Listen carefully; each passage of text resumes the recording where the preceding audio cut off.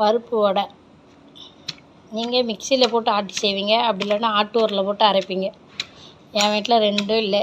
அதான் இங்கே பாருங்கள், இந்த மாதிரி இடித்தே நான் வடை போட போகிறேன். பார்க்கலாம் வாங்க.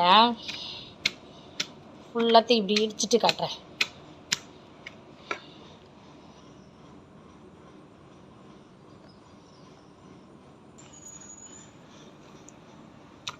இடிச்சிட்டேன். அப்போல்லாம் தீபாவளி பொங்கலுக்கு தான் வடைலாம் செஞ்சு தருவாங்க. அதோட கஷ்டம் என்னென்னு இப்போ தான் தெரியுது. ஏன்னா மிக்சி இல்லை இல்லையா, அம்மியில் ஆட்டியோ இல்லை உரலில் போட்டு இடித்தோ செஞ்சு தரணும். இன்னும் இந்த கல் வச்சே இடிச்சிருக்கேன். இன்னும் கொஞ்சம் நல்லா இடிச்சிட்டு அதுக்குள்ளே தேவையான பொருளை காட்டுறேன்.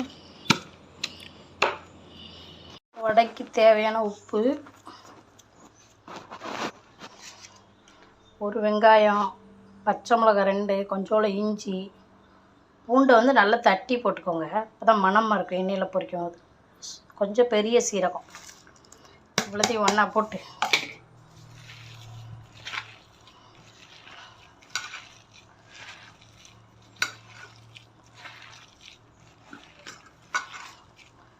பிடிக்க வருதா?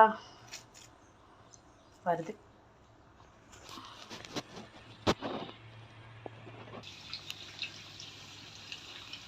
போட்டுட்டேன்.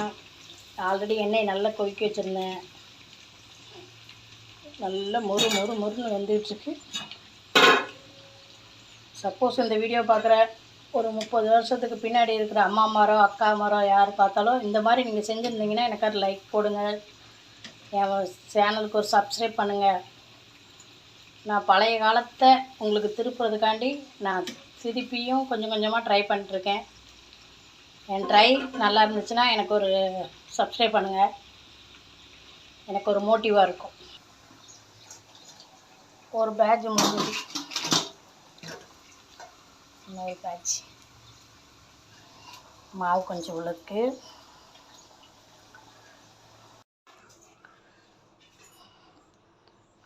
நல்ல மொறுன்னு வடை போட்டாச்சு.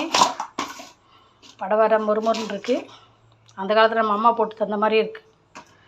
பாருங்கள், அழகாக உடையும். பாருங்கள், நம்ம அம்மா காலத்தை நான் உங்களுக்கு நினைவுபடுத்தியிருக்கேன். அம்மாமார் பார்த்தீங்கன்னா இந்த மாதிரி தான் நீங்கள் பண்ணிங்களான்னு எனக்கு ஒரு இது பண்ணுங்கள், மெசேஜ் பண்ணுங்கள். எவ்வளோ கஷ்டப்பட்டு வடை போட்டு தந்திருப்பாங்கன்னு இப்போ தாங்க தெரியுது. காலையில் லஞ்சு ப்ளஸ்ஸு டிஃபன் ரெண்டுமே லெமன் சாதம் வடை. இந்த காம்பினேஷன் யாருக்கு பிடிக்குமோ அவங்க கொஞ்சம் லைக் பண்ணுங்கள். ஸ்கூல் லஞ்ச் பாக்ஸ் லெமன் சாதம், பருப்பு வடை.